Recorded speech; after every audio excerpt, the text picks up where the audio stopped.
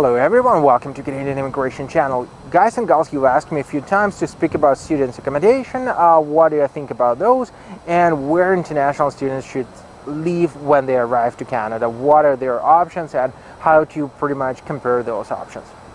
Now, obviously the best way for an international student who is arriving to Canada for the first time is to stay with relatives, friends, parents, if it's possible, of course, if you got somebody in here. But what if not?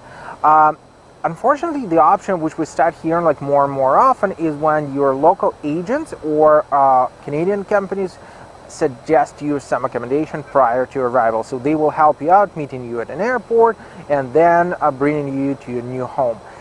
The thing is, typically this accommodation quality, the price for that accommodation would be way below average, right? So the price obviously would be higher than average, right? And the quality would be below. So what they're trying to push you to would be a contract for a year, contract for at least half a year in a place where you would never ever otherwise would stay.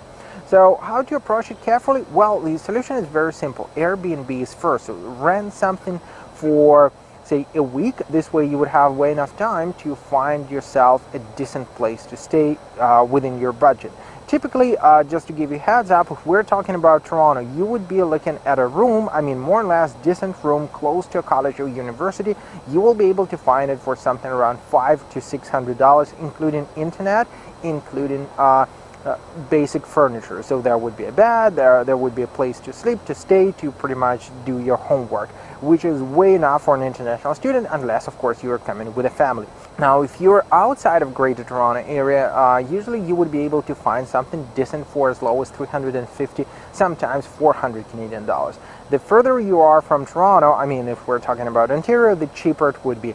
So I have seen a couple of offerings where it was about $280, $300, and that was quite a good place to stay at. It is cheaper sometimes than students' residences, which are offered by some universities or colleges. And besides, I'm not a big fan of residences because I've been living in a residency myself as a student. I know what's going on in there.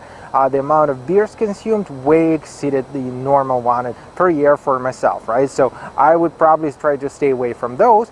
And if you would ask me, I would say the best solution for a student would be to find a decent room to stay.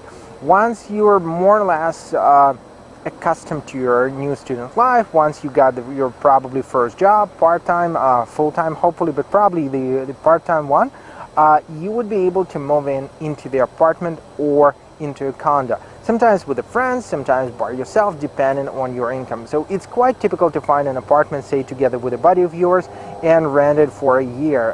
That would be the upgrade from the previous option, and even though it would be way more expensive, you would have lots and lots of freedom, which is pretty good for students. But that's what I see for second, third year students who are staying in Canada. For the first year, as I said, a room, and I hope this budget gives you an idea like what to expect when you're looking for accommodation here. Again, like far away from Toronto, $300, $350 should be fine.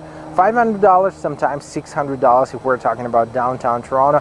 That is more or less a good place to stay. Questions, concerns, feel free to ask us and drop us a line if necessary.